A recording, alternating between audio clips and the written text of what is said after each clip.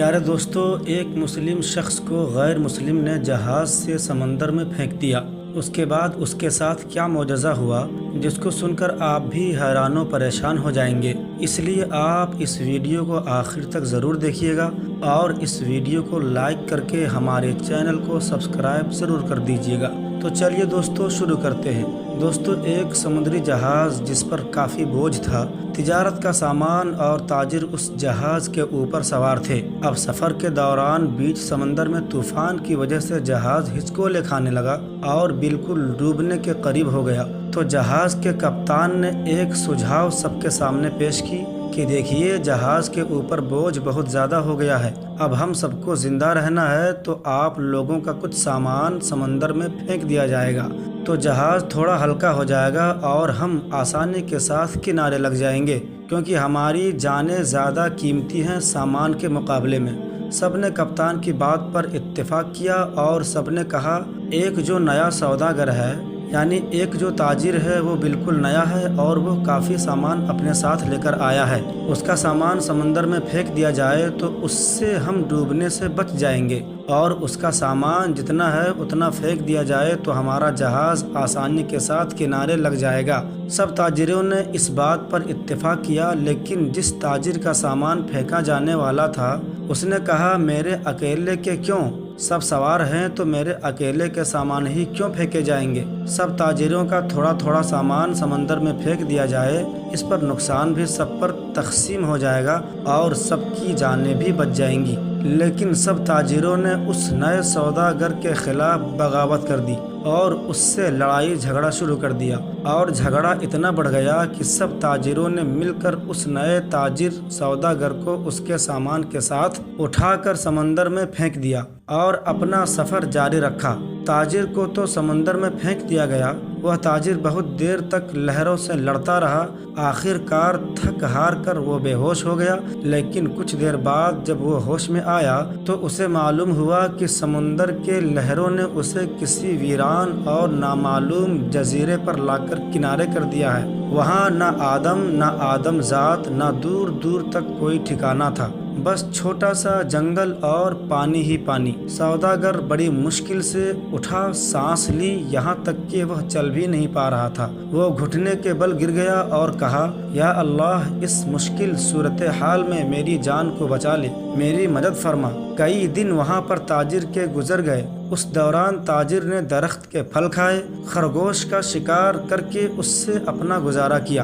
اس کو کہیں میٹھی ندی کا پانی مل گیا تھا، وہاں سے پانی پیتا۔ رات کے سردی اور دن کے گرمی سے بچنے کے لیے سوداگر نے جنگل سے لکڑی کاٹ کر ایک چھوٹی سی جھوپڑی بنائی تاکہ ٹھنڈی اور گرمی سے اپنے آپ کو بچایا جا سکے۔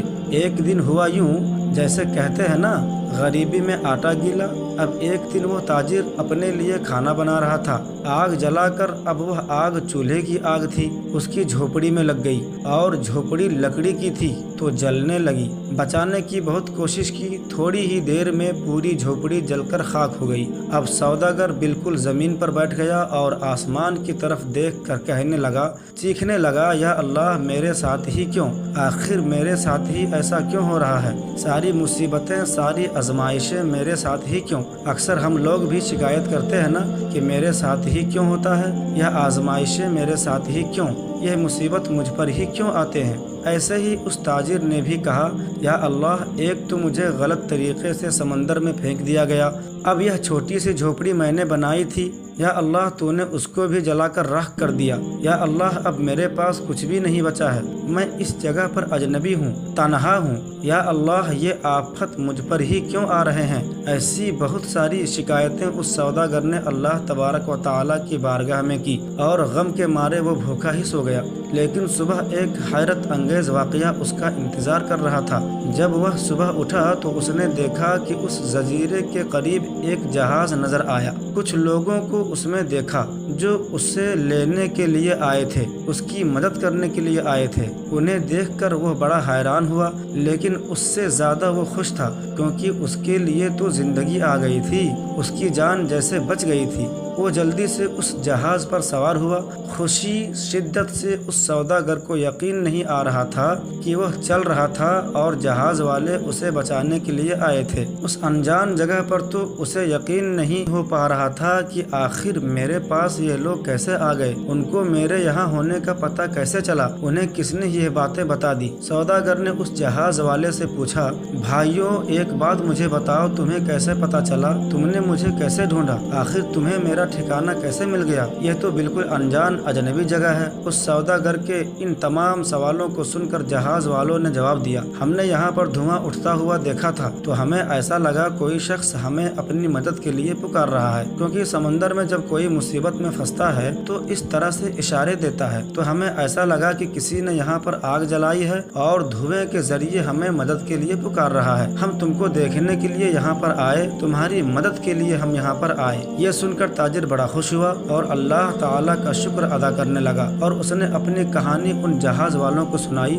بلکہ ان لوگوں نے پوچھا تمہارے ساتھ کیا ہوا، تو سوداگر نے بتایا کہ کس طرح سے ناجائز طریقے سے سوداگروں نے اسے اٹھا کر جہاز سے باہر پھینک دیا، سمندر میں اس کا سامان بھی پھینک دیا گیا۔ دوستو اب جو لوگ جان بچانے کے لیے آئے تھے انہوں نے کہا، اچھا تم اس جہاز کے بارے میں بتا رہے ہو، تو ہم آپ کو بتا دیں وہ جہاز اپنی منزل تک نہیں پہنچا، بلکہ سمندر کے لٹیروں نے اس جہاز پر حملہ کر دیا اور پورا سامان لوٹ لیا اور اس جہاز پر سوار سارے تاجروں کو قتل کر دیا، صرف تم اکیلے بچ گئے، پتہ نہیں تم اکیلے کیسے بچ گئے، اللہ نے تمہیں بچا لیا۔ سوداگر یہ سنتے ہی زاروں قطار رونے لگا اور سجدے کی حالت میں گر گیا اور کہنے لگا، یا اللہ تیرے کام اور تیرے فیصلے سب سے بہتر ہوتے ہیں، تو جو بھی کرتا ہے اپنے بندوں کے لیے بہتر ہی کرتا ہے، بس ہم ہی بے صبر ہو جاتے ہیں اور ہمارے اندر صبر ہی نہیں ہوتا، ورنہ بعد میں پتہ ہی چل جاتا ہے۔ یا اللہ تیرا جو فیصلہ ہوتا ہے وہ بالکل صحیح تھا۔ میرے بھائیوں اور بہنوں اور دوستوں،